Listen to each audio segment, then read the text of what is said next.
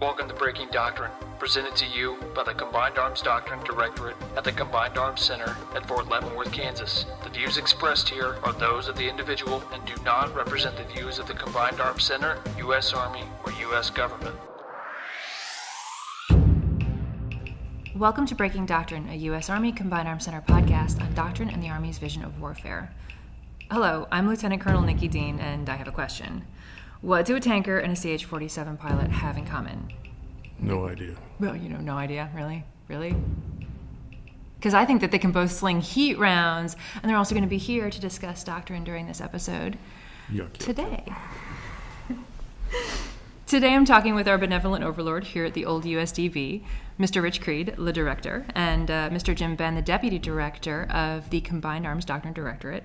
And between the two of them, we're going to address two fundamental questions that have been creeping up. First of all, what is CADD? And secondly, why is there this prevailing punchline that doctrine is boring? And is this idea that doctrine is boring, this bad image, is it fixable? So, gentlemen, welcome, and let's discuss. Thanks, Nikki. Thank you, Nikki. So I want to dig straight into our discussion by kind of first establishing what CADD is and how our organization fits within TRADOC and the command structure. So, sir, can you give me a quick rundown? The bottom line up front is the Combined Arms Doctrine Directorate puts doctrine into U.S. Army Training and Doctrine Command. We are the doctrine in TRADOC in terms of administering the doctrine program on behalf of the Combined Arms Center Commander. Right now, that's Lieutenant General Martin. But we ultimately do it on behalf of the Training and Doctrine Command Commander, General Funk, on behalf of the overall Army. So we fall under the Mission Command Center of Excellence, which is part of the Combined Arms Center, just like all the other centers of excellence. The CADD commander is the Army's proponent for the doctrine that the Army uses. And then I, in my capacity, and our organization here, CADD, acts as the TRADOC executive agent for making that program work, administering it, managing it, and then providing situation updates to the rest of the Army on it. So we've got a couple big responsibilities. We oversee the day-to-day execution of the Army's doctrine program.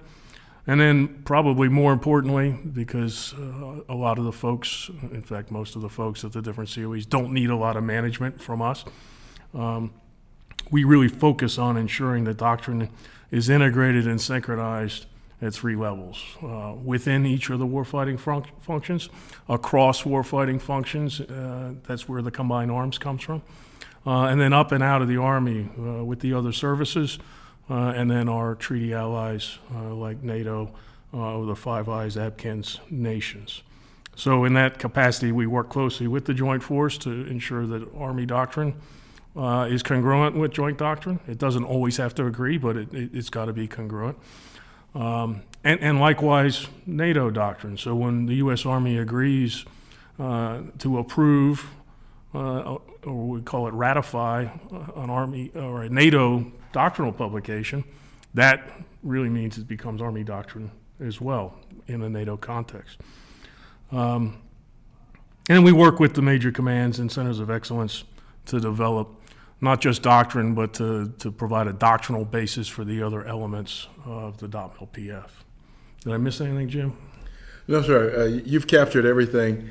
As I've been able to observe TRADOC's evolution over a couple of decades, the decision to place responsibility for certain things out at CAC happened right around 2003. It was a transformation memorandum that made the CAC commander responsible for one of the TRADOC core functions, the doctrine core function for TRADOC, and so that's how we assumed our role as lead agent. So it's been, but it's been an evolution of responsibilities because TRADOC is reorganized. TRADOC adopted the Center of Excellence model, and so when TRADOC changes its structure and its alignment of responsibilities, we adjust our site picture to fit in with the overall TRADOC structure. So I think most young officers and NCOs, soldiers in general, have a tendency to encounter their first rundown of doctrine or their first field manual or publication coming out of a DOTD, a Directorate of Training and Doctrine, out of the Centers of Excellence. So what makes the DOTD writers at the COEs different from the writers here in the old USDB? Well, so we can overgeneralize in some ways, so I'll try not to do that. The Combined Arms Doctrine Directorate is primarily responsible for doctrine. In other words, the doctrine we write is for echelons above brigade and combined arms. So it doesn't focus on one single warfighting function, the exception being the command and control warfighting function, so those 5 and 6 series books, because the Mission Command Center, of which we're a part, has proponency for those. At each of the COEs, they tend to focus on specific branch doctrine or types of formations related to certain branches or warfighting functions, so the Intel Center, Maneuver Center, and so forth. So you mentioned that most officers and NCOs, their first exposure to doctrinal publications once they're in the Army happens at the COEs. Well, that happens during their basic officer leader course, captain's career course, and so forth, when they're company grade officers or non-commissioned officers at NCO PDS.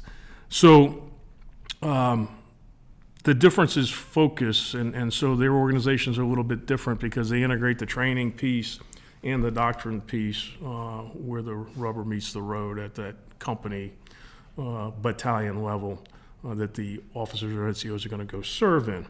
And so the people that work on that doctrine are generally more junior with more recent experience in those types of things. If you want someone to write doctrine on a tank company or a CH-47 outfit or something, you want someone that's been doing that recently, that's got recent experience and so forth. So you tend to have more company grade and a smaller number of field grade officers, but you have warrant officers and NCOs that are writing the doctrine as well. And then from that doctrine, they create the products used for training, the training circulars and so forth. So there's a very close nexus there that's similar to what the Director of Training here at MCCOE and us here in CADD have.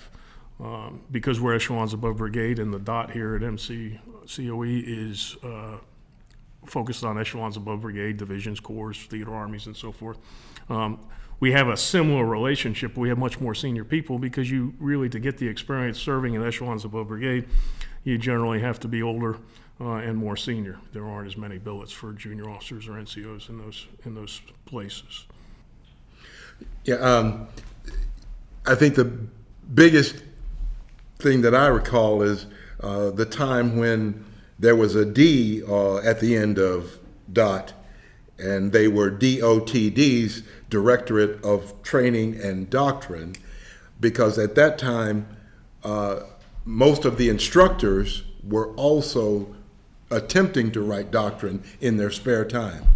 And unfortunately, we had discovered over time that that really didn't work out optimally, because you need time to prepare to be an instructor, and you need dedicated time to perform doctrine development activities. So there were DOTDs during the time when instructors were doing a significant at the centers of excellence, and they weren't centers of excellence, and they were just schools or centers. And so during that time, the instructors were also doing the doctrine writing. But I think another key difference in what goes on here and at the other COEs is probably our responsibility for the program. We have oversight, quality control, the programmatics. So our responsibility for making sure that the program is functioning well, and the integration across all the COEs is probably the biggest difference. So it's more than just integration across the COEs. We also have work that contributes to joint and multinational doctrine as well. So how do authors here work with their external counterparts? Yeah, so you kind of start with how we're organized, right? So we've got a tactics division, and that's tactics that are broadly applicable across the whole force and not a specific branch or warfighting function. we have Doctrine Division that addresses the operational level of conflict, so the FM30s, the FM324 counterinsurgency, those kinds of publications. And then we have a joint and multinational division, and they do exactly what it sounds like. But they're not the only ones that participate in developing joint and multinational doctrine. Because you've got a diverse workforce here made up of civilians and generally field grade officers, typically in the rank of senior major and lieutenant colonel.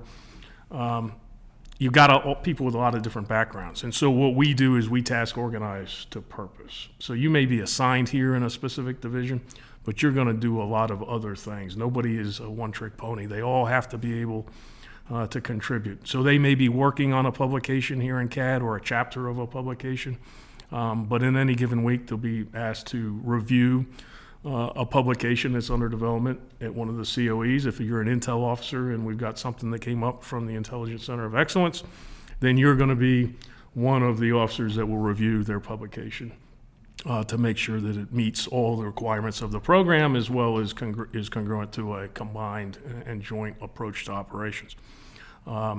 Same thing would be true with multinational doctrine. So we're not the only people that play in that multinational doctrine, and when I say that, it's specifically NATO for the most part. If there's something to do with military police operations, and there's multiple NATO publications on that, then some military police officers and NCOs will participate in developing those publications and then certainly reviewing them.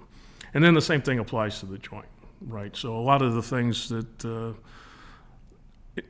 joint doctrine addresses are things like air-ground integration, fires, airspace control, and so forth. So we use officers with an air defense background, an aviation background, or a field artillery background to look at those publications. And then they may be asked to contribute to participate in a writing team.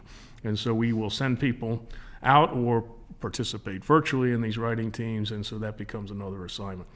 So you don't have to work in the joint and multinational division to do that. And then we have a command and control division that does exactly what you would think, a command and control doctrine.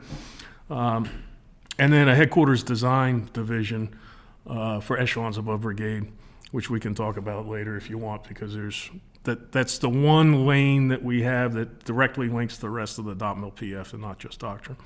We got a special doctrine division that does things like jungle operations, desert operations, extreme cold weather, mountain operations, led by Ted Crisco, who's sitting here in the room keeping an eye on us right now. But they also, and everybody knows this around here now, they're the ones that produce these podcasts and our audio books and so forth. So they were involved not just in writing doctrine, but in the outreach and socialization of doctrine and the big ideas with the force. And then we have a division that makes the trains run on time, right? You got to make your way through the Army bureaucracy to get things authenticated by the Office of the Secretary of the Army.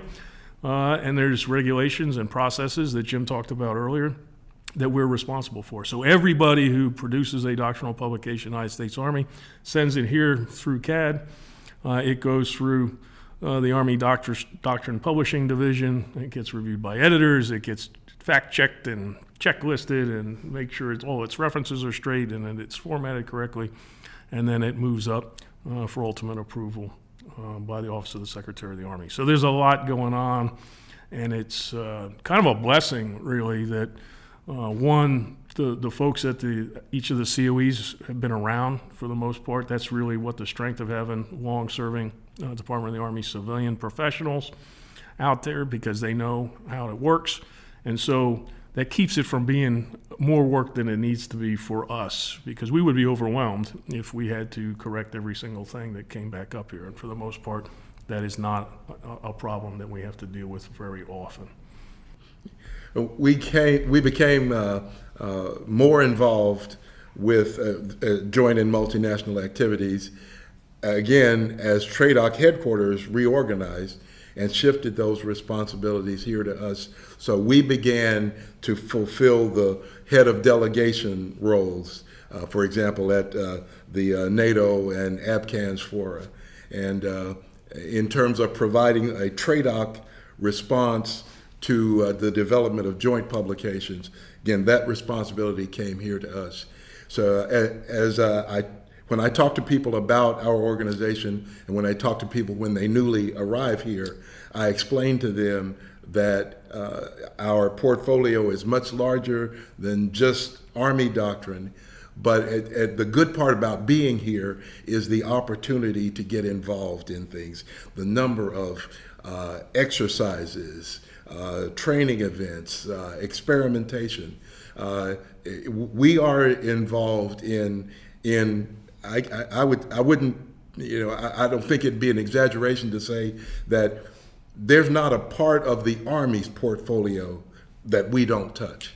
And so from the joint and multinational perspective, again, that's the opportunity, that's the growth opportunity that you get here that you don't get in other places. So you've actually done some really cool work with foreign militaries helping to establish some of their doctrine programs. Which is your favorite one? Yeah, I have. It's probably because of the amount of time that I've spent working with the Colombian Army. I definitely have an affinity for them.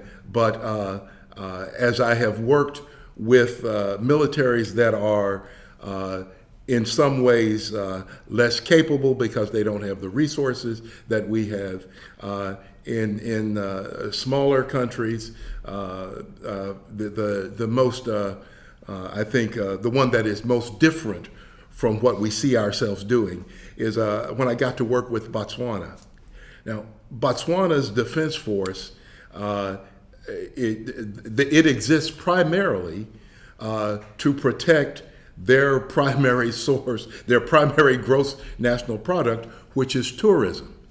So the Botswanan Army is purpose-built to take care of the indigenous animals that form the basis of their tourism, sponsoring safaris and all those kinds of things. So it's been very interesting to try to help them establish a doctrine program that is unique to what they do.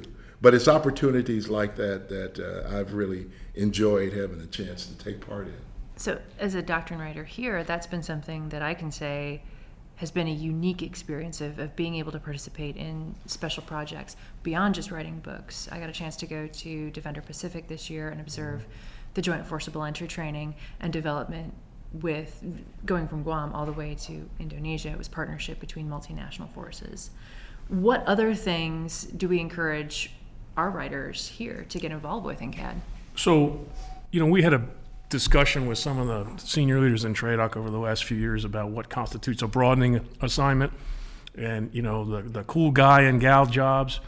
It wasn't that long ago. I guess if you're old enough, nothing seems long ago. But as late as, before September 11th and the wars of the early 21st century, becoming a doctrine writer was part of the types of jobs that you sought out as part of Project Warrior and other types of things.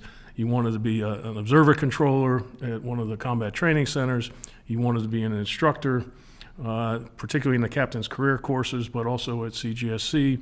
And you wanted to be a doctrine writer. And Jim talked about there was a nexus between doctrine writers at the centers and the instructors, and that was deliberate because you wanted that recent experience. And we still have a little bit of that. The instructors contribute quite a bit to the things that we're working on, particularly books like Tactics and the Command and Control Planning publications. And so we had this conversation because over time those jobs seemed less and less desirable, because hey, we want deployment experience, and time in tactical units was where everything felt like it was being rewarded. I'm not sure that was always true, but that was the perception. That shifted over the last few years. And so becoming observer controllers, becoming doctrine writers, becoming instructors, again, is rightfully so being seen as a path for professional reward. And it's not just, promotion and those kinds of things or command, but it's also that intellectual broadening. And so everybody that comes here gets an opportunity, and because the opportunities are are so numerous, there's really no shortage of opportunities for people to go observe a warfighter exercise as an adjunct collector of lessons learned with CALL, with Center for Army Lessons Learned, to participate with the echelons above brigade, TRADOC Program Office, and the Future Force Integration Directorate as they seek to modernize the Army, so that you get to participate in that.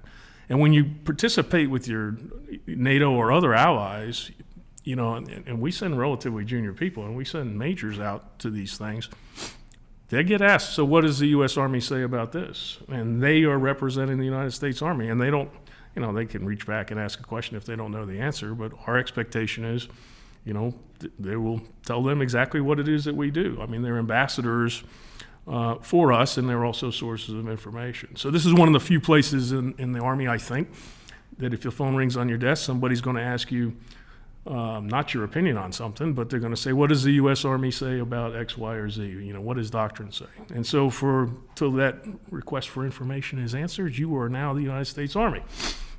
And so we've got battle drills that, you know, and because of, again, the skill of our relatively diverse group of uniformed people and Army, long-serving Army civilians, almost all of whom were retired lieutenant colonels.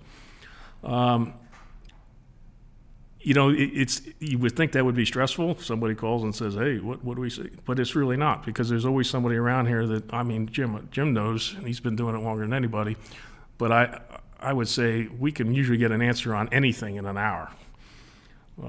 And that's pretty good. And that's the priority, right, is to support the force in the field. So, I mean, you hear funny stories about us trying to fax publications to people in Afghanistan, you know, on Christmas break in the middle of the night, right? And so, you know, that doesn't happen that often, but it does happen every once in a while. Yes. So in terms of opportunities that we've had, sort of out-of-the-box opportunities, I guess I've been fortunate enough to see in the past couple of decades, every time there has been a real crisis or a real military or diplomatic or political kerfuffle someplace, either shortly before or shortly after, we've been asked to send people in to assist. So the Russian dust up with the Republic of Georgia. A year later, we were part of a team that went to the Republic of Georgia to help them contend with that, the sort of a precursor of the Russian New Generation warfare. That was kind of an early exposure to that. So we were over in the Republic of Georgia to help us with that. After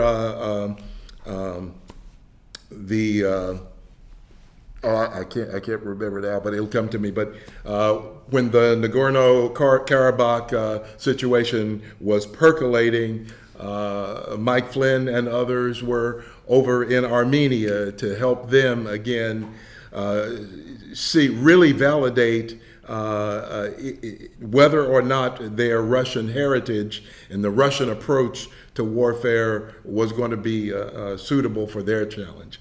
And I'm sorry, I forgot. I was thinking of Ukraine. When that situation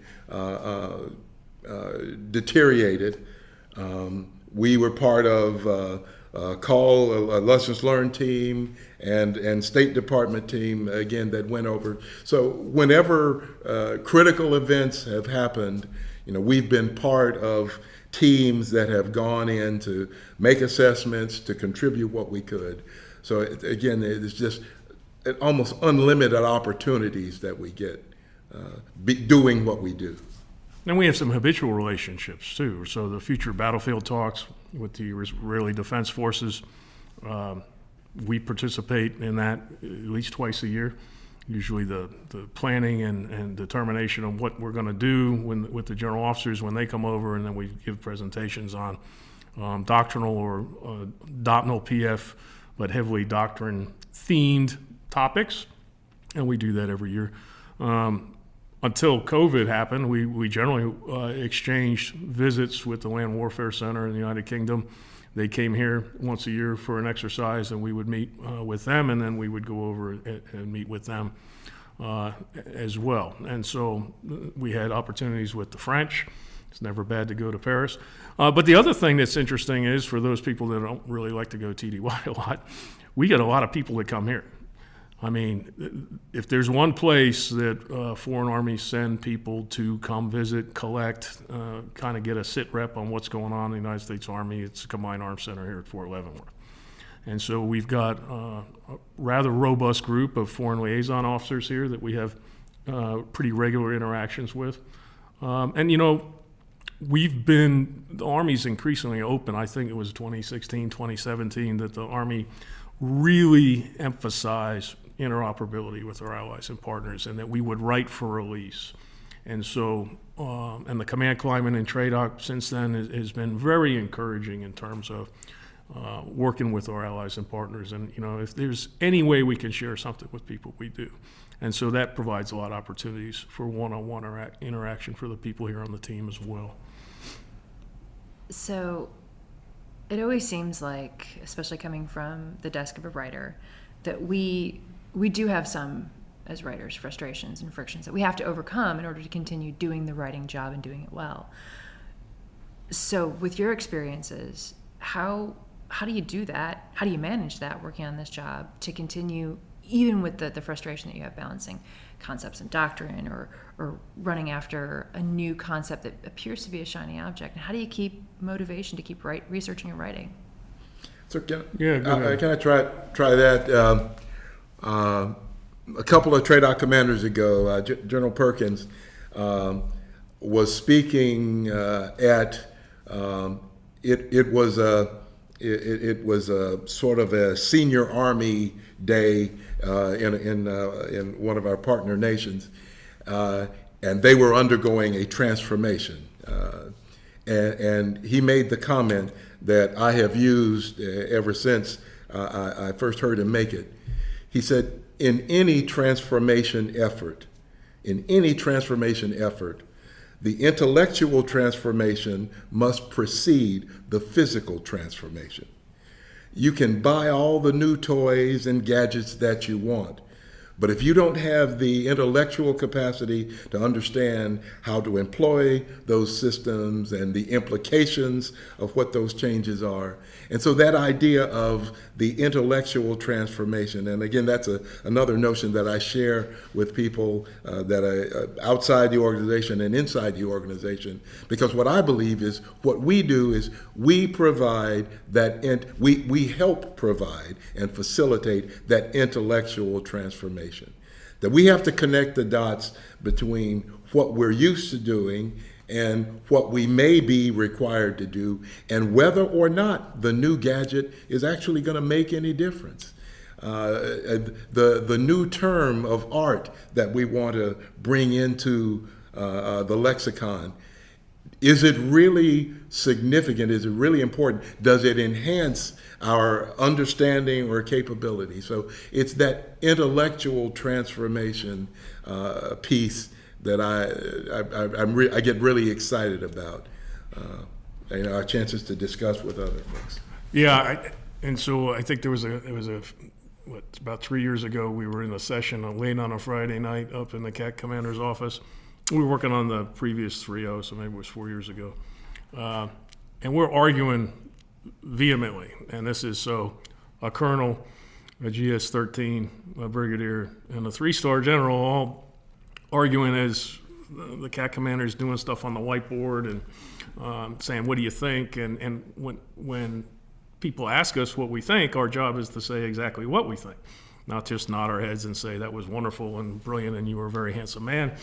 You know, I mean, it's the expectation is that we will always display tact, right?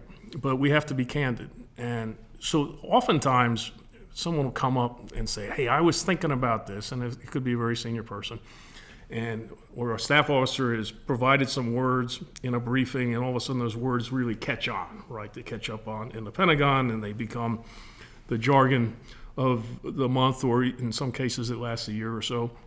And we want to do these kinds of things. And so it'll percolate its way over to us, and someone say, we need to put some more of this in doctrine. We got to put this in doctrine. And so you ask politely for what exactly does that mean? Like, how would you describe what it is that you say? Because it sounds cool. I mean, I like the word. It's a good word. It resonates. It's very popular. But what does it mean? I mean, what is it going to mean to the Army? What is it that you want us to do differently? And sometimes they can explain it, and sometimes you can help them by saying, okay, if this is what you mean, let me show you all the other things that we already have for that. In other words, oftentimes something seems new when in actuality it's just new to the person that's bringing the word to it.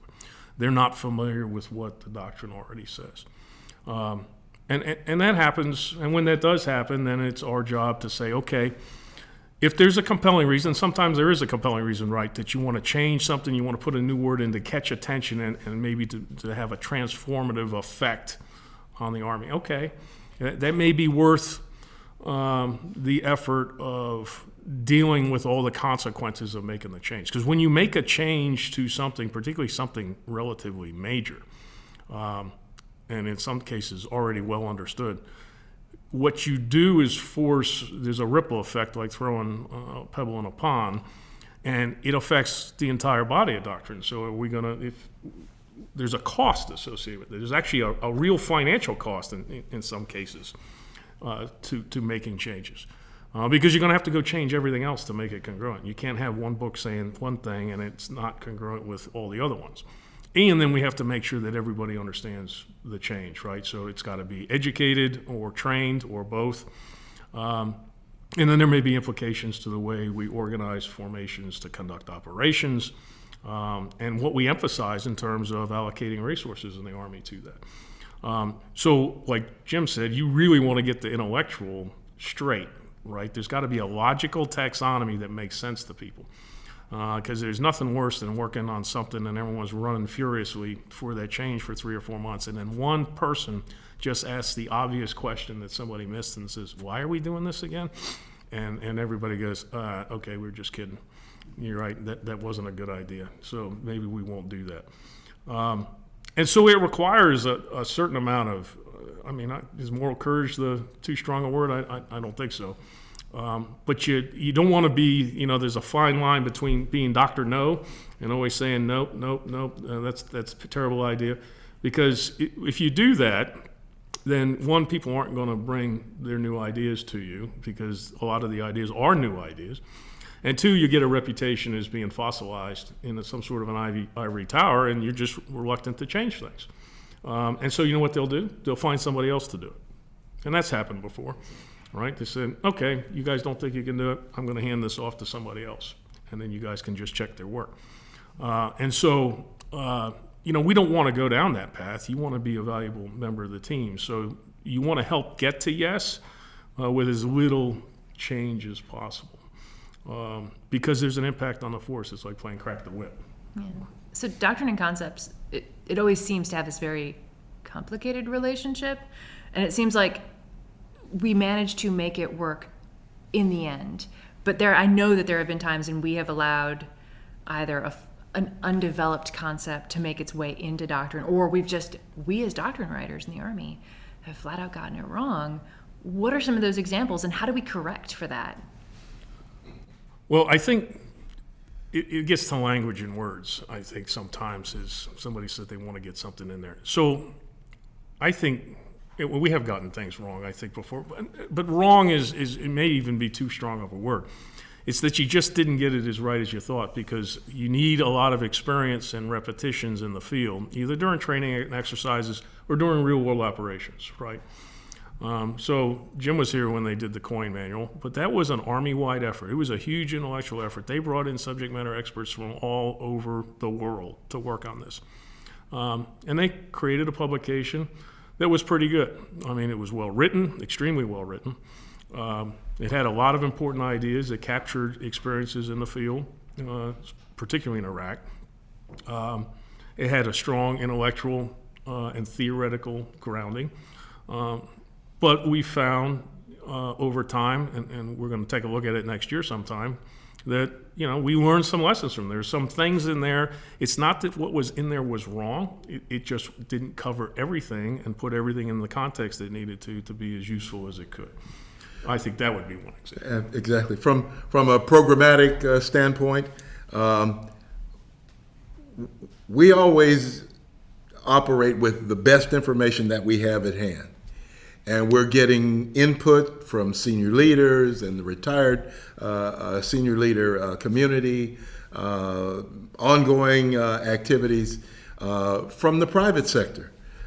We get input, perceptions, ideas. And so the example of having to change direction is just the structure of our doctrine itself. In 2012, we introduced a flavor or a type of publication called the Army Doctrine Reference Publication. Now, it was the companion to a very short, condensed Cliff Notes version, the Army Doctrine Publication, because our notion, the input that we had was, in this information age and the unwillingness of people to expend a lot of time reading documents, we needed a short version followed with, in conjunction with a longer discussion to get the understanding across. Well, in truth, what we found out was that our Cliff Notes versions were so short that they were of little utility. So we have changed the structure now so that we only have one doctrine publication with our principles in it. It is the Army Doctrine Publication, and it is what was previously the Army Doctrine Reference Publication. And again, were we wrong at first? Well, we were operating with the best information we had, but thank goodness we have the ability and the moral courage to switch horses, even if it is midstream. We can switch horses. We don't stick with a plan just because we conceived it some time ago. If we need to change, we can. Yeah, the whole discussion of mission command and command and control, which was the topic of podcast number 1, right?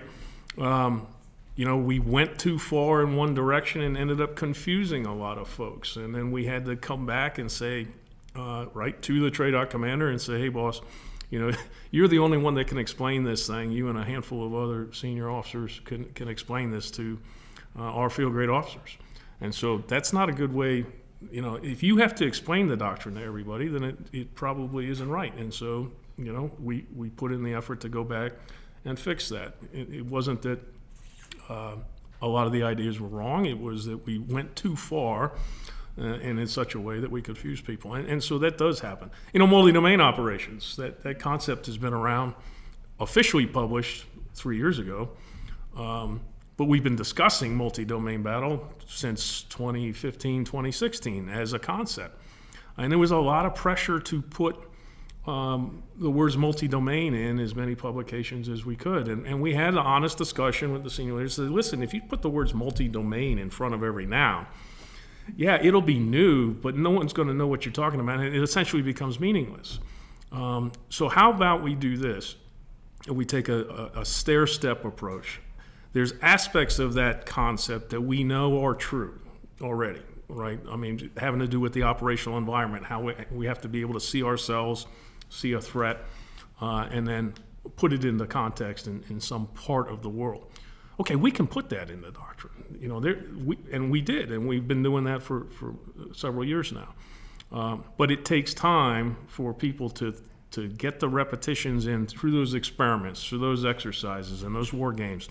And in some cases during real-world experience, and to think about that new idea in all the different possible contexts that the Army could be asked to conduct operations in. And so I think that's actually pretty much a success story from our perspective. And so people say, when is multi-domain operations going to be doctrine? Well, part of it has been in doctrine now for 3 or 4 years. And so we tell people, there's going to be more, and we've got publications coming out. But for now, read what the current doctrine says, because it's pretty close to what you're going to need to do. But again, it takes patience. I mean, we have that same conversation, I don't know, 10, 15 times a month with different people. In fact, you get phone calls from people in one building, and then a week later you get a phone call from the next office over in the same building somewhere asking you the exact same question. And that's okay. I mean, that's what we exist to do, is to educate. So we spend a lot of time doing that. So there's, I guess when it comes down to language, and I'm saying this, it's not me, I'm just saying what other people are saying, that doctrine may be boring. The language that we use on occasion, and I'm like, again, I'm not the vessel, I'm just simply the vessel for these words that come from others. Twitter. We won't kill the messenger. Yeah. So how did this horrible punchline of I use doctrine to fall asleep at night, how does all that sort of stuff get started? And then also, like, is there a way for us to overcome that image? If so, how? Well, the first thing I'd like to know is who is making these comments. Just for the record, I would like, a source if you feel free to do that. Probably not in this forum. We can work that offline. Yeah, I think you got. Sorry, so some of the perception is based on experience, right? If you go to a schoolhouse and they give you your box of books like they used to do in the old days, and now they give you a CD or give you a link that you can go, and they give you homework assignments to read things, you're going to be told to read things that aren't particularly interesting to you because of your branch or your background or the next job you're going to have. It's not necessarily applicable to you.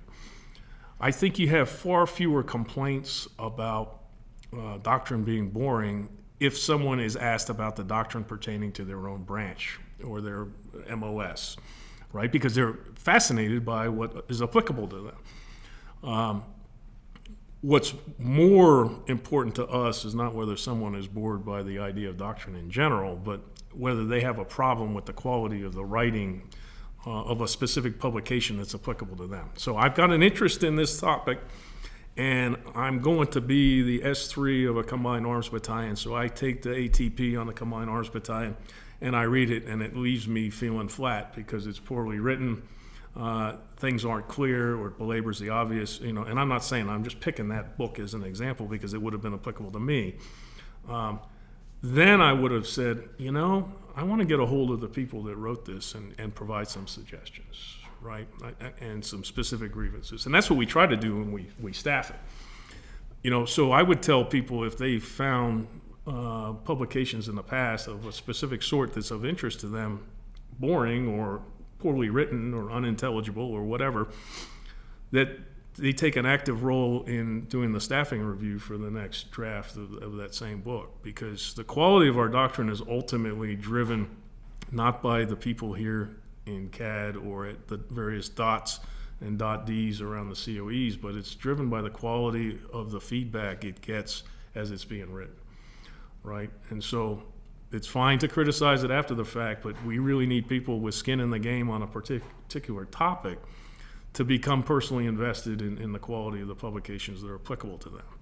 And I think we've had a lot of success with that over the last few years in widening the aperture so that you don't treat the review of a draft publication as an additional duty for somebody that's got a really full inbox already, but you find that community of interest that's got a passion for the topic and have them go to town on it, which is one of the reasons why the retired officers are so good, because a lot of them have time for it, or they have a passion, or they wouldn't be willing to review it for you.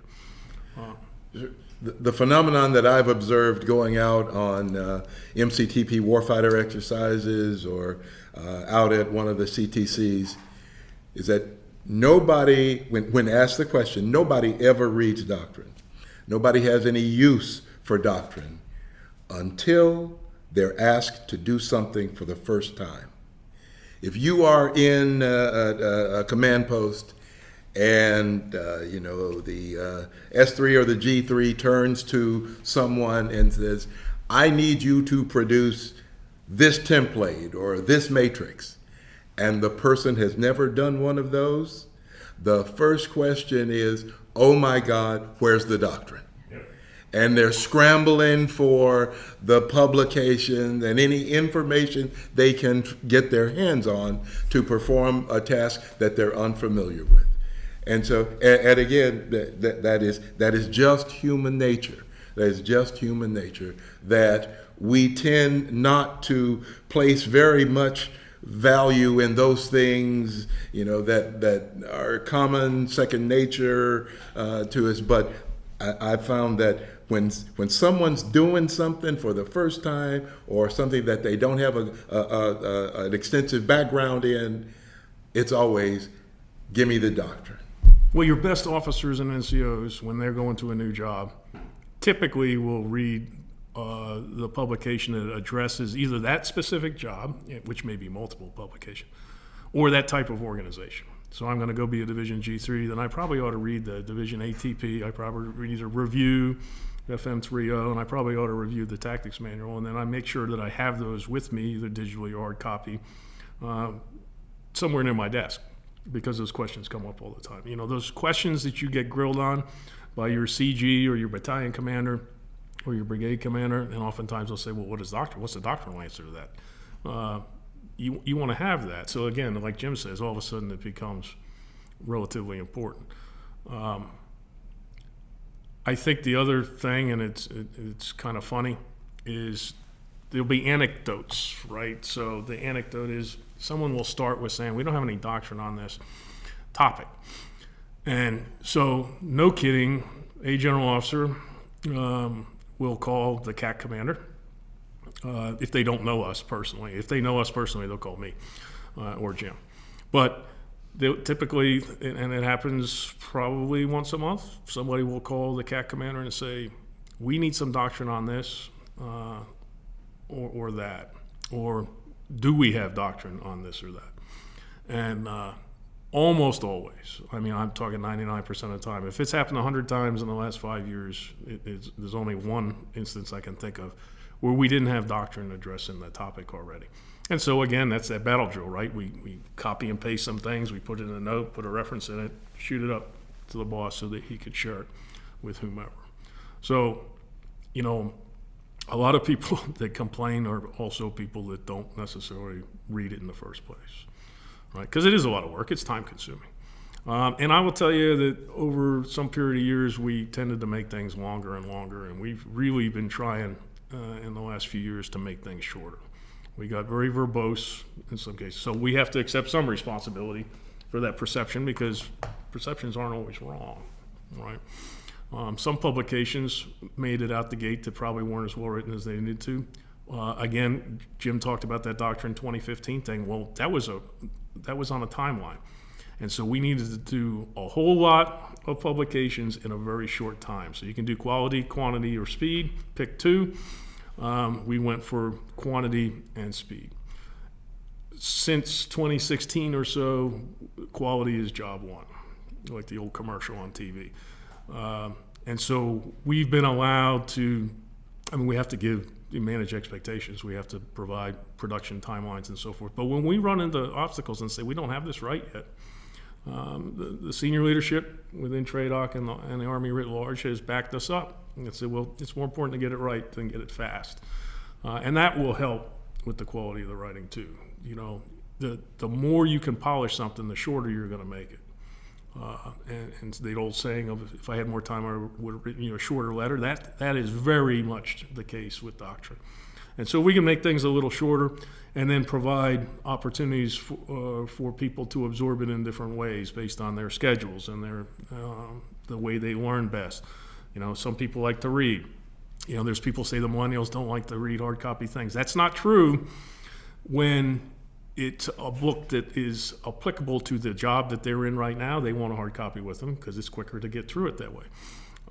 If it's something that I might have to reference, then they want it digitally. Some people have jobs where they have long commutes, or they do long individual physical training sessions.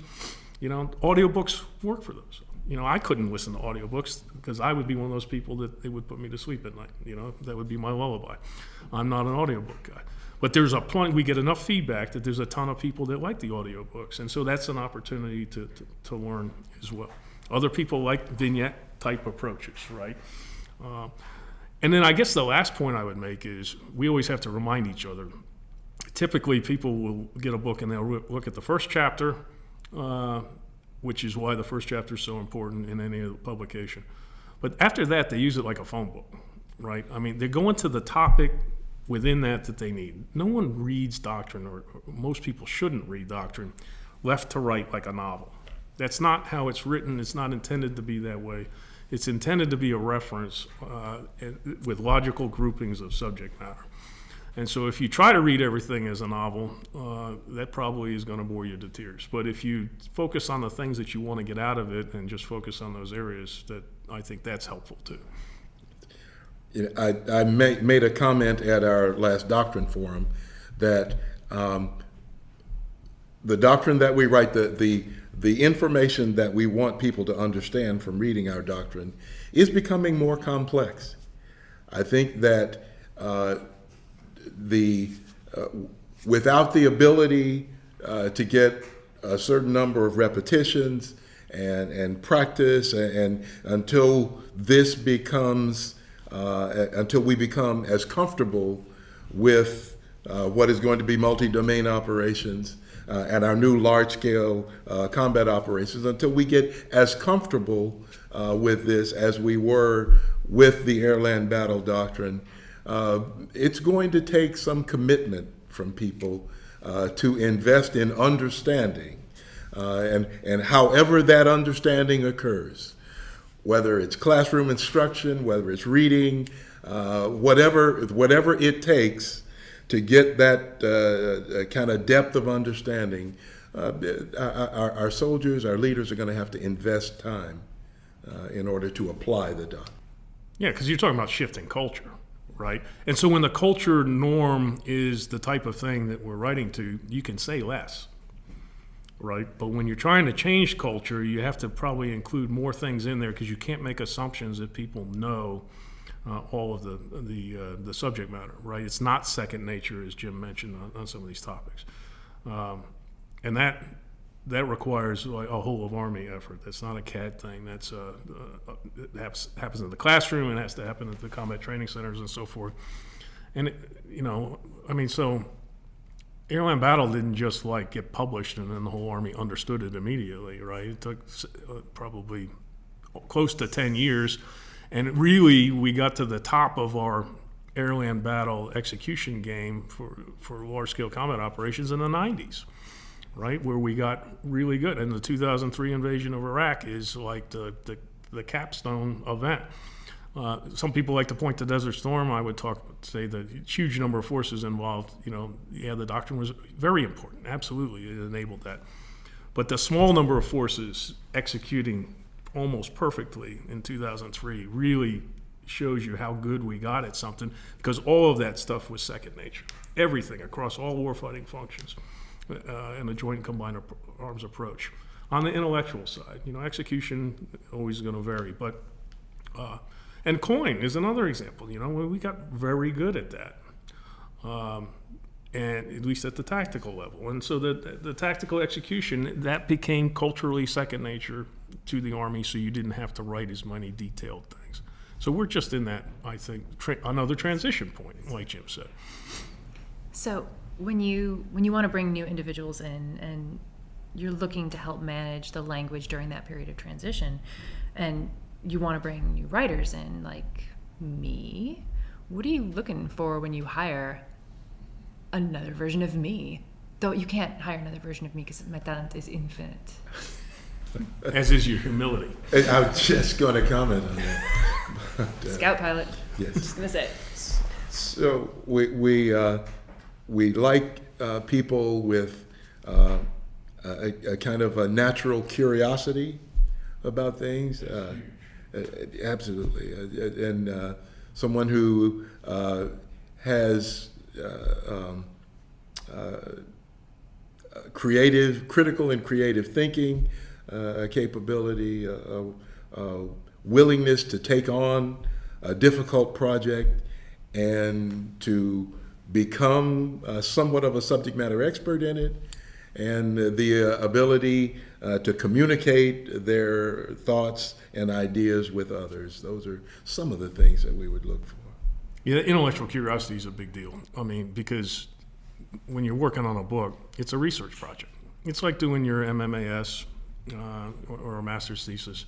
Some of them you could even be up at the PhD level in terms of, hey, I have to do research. I said, so, why are we changing this book, right? I mean, what problem are we trying to solve?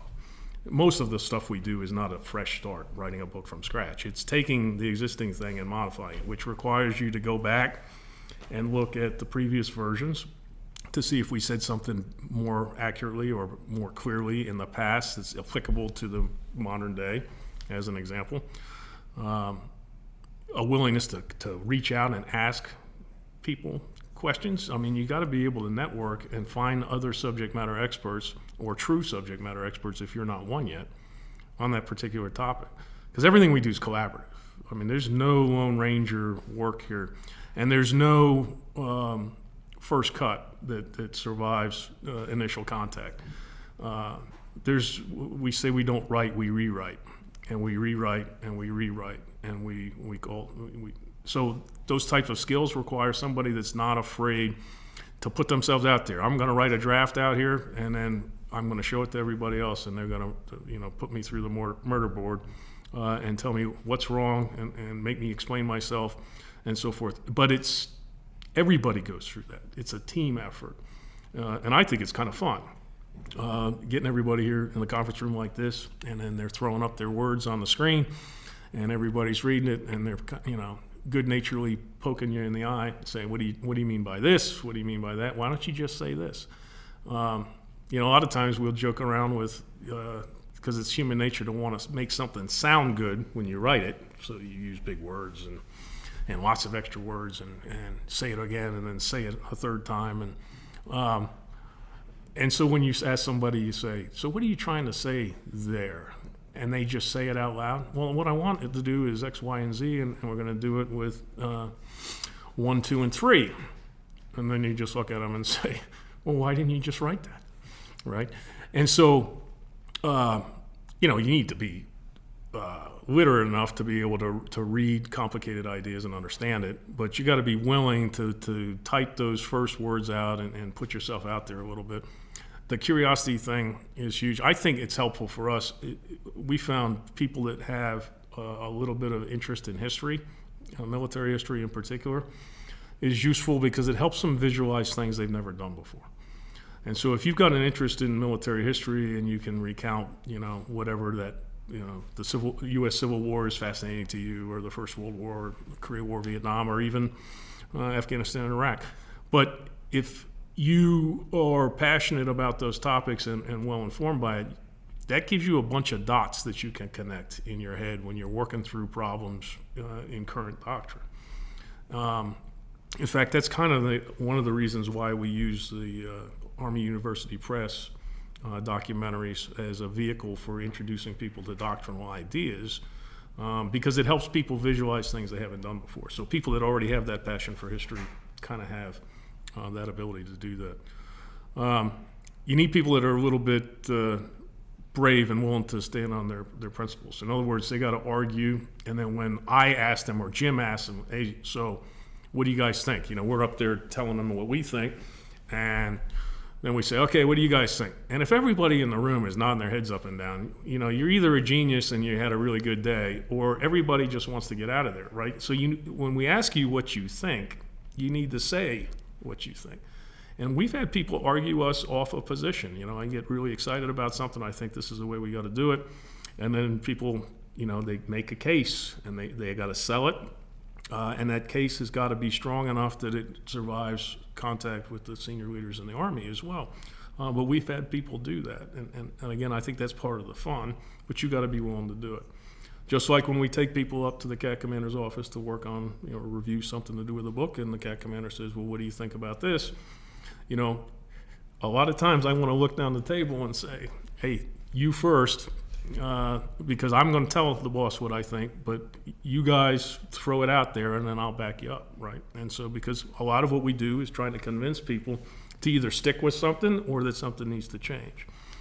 So it takes a certain kind of personality to do that. But if you like that kind of intellectual back and forth, it's a lot of fun. That was another conversation we had, I think, with one of the CAD commanders. Was they mentioned, how many people do you think are standing around right now on a Thursday night arguing about some doctrinal point and how we want to conduct operations?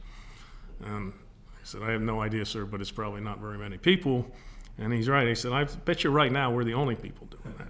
And so that's kind of an awesome thing, too, because you work and traffic in ideas, and then you communicate those ideas to 1.1 million people, and then you look for feedback. And so that's the kind of person. So when is the next AIM cycle opening up, and what should people be looking for if they're interested to come and work at CADD? Well, we just wrapped up this We one. just finished the fall one, and it'll be in the spring. Yes, this is a great place. Again, a great growth opportunity. If I was still in uniform, and if I had the opportunity to understand what goes on here, the opportunities.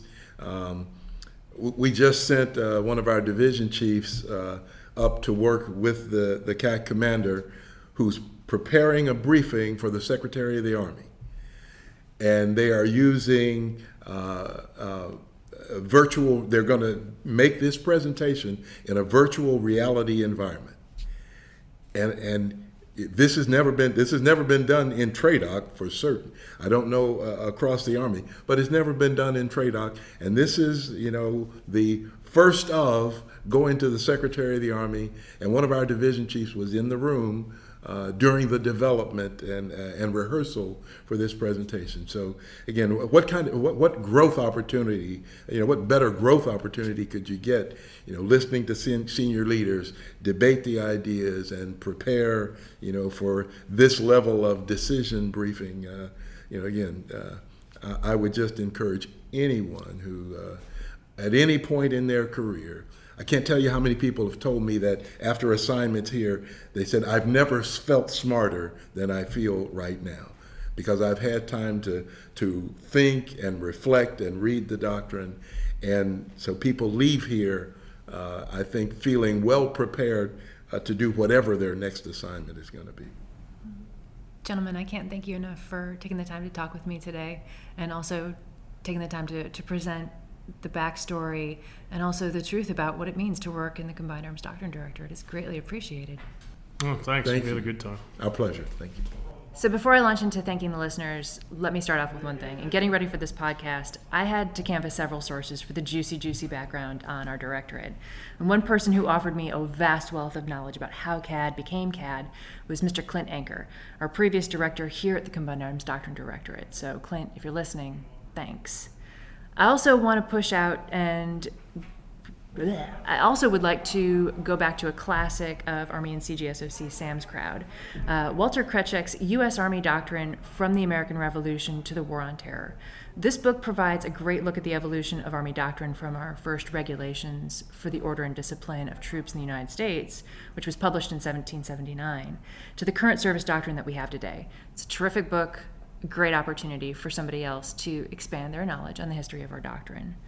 And also, Breaking Doctrine is a team effort. Without the crew that we have in Special Doctrine Division that Mr. Creed talked about, we wouldn't be able to bring you this show at all. So we'd especially like to thank Captain Wyatt Harper, who is our sound engineer and also our editor, and he makes us sound like absolute rock stars. So thank you to our listeners for joining us today. And don't forget to subscribe on either Google or Apple Podcasts. And you can also follow us on YouTube, Facebook. We're also on Twitter, as well as we mentioned, at U.S. Army Doctrine. And that'll get you updates for new podcasts, Doctrine Digest videos, and also publications. And finally, the views and opinions expressed in this podcast do not necessarily reflect the official position of the United States Army, the U.S. Training and Doctrine Command, or the Combined Arms Center. I'm Lieutenant Colonel Nikki Dean, and this has been Breaking Doctrine.